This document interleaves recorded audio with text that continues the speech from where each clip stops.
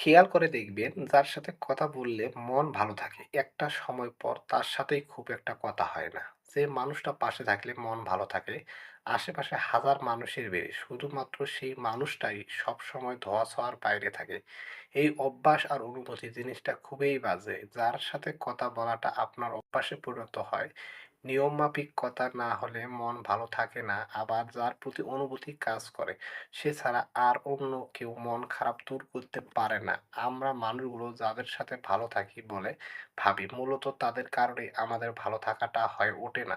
শত ব্যস্ততার মাঝে থেকেও আমরা যার সাথে কথা বলতে অপেক্ষায় থাকি, তার কাছে তার সময়গুলো বড্ড বেশি দামি। পৃথিবীর সব কাজে তাদের সময় হয় ঠিকই, শুধু আপনাকে শোনার সময় তাদের হয় না। এই আমরা যারা শুধুমাত্র একটা মানুষের মাঝে সীমাবদ্ধ থাকতে চাই, সেই একটা মানুষই আমাদের আবেগ অনুভূতির যত্ন নেয় না। হাজারটা মানুষের মাঝেও থেকেও সেই নির্দিষ্ট একটা মানুষের শূন্যতা আমরা কোনো কিছু দিয়েই পূরণ করতে পারি না। একজনে যে আসক্ত থাকতে চায়, নিয়তি, বাস্তবতা আর নয়তো ওই মানুষটা তাকে ঠকায়। পৃথিবীর সব মানুষ আপনাকে ঠিকঠাক বুঝবে, আপনার পাশে থাকতে চাইবে, আপনাকে ভালোবাসতে চাইবে। তবে যার প্রতি আপনার আসক্তি দিন, দিন বেড়ে যাবে শুধুমাত্র সে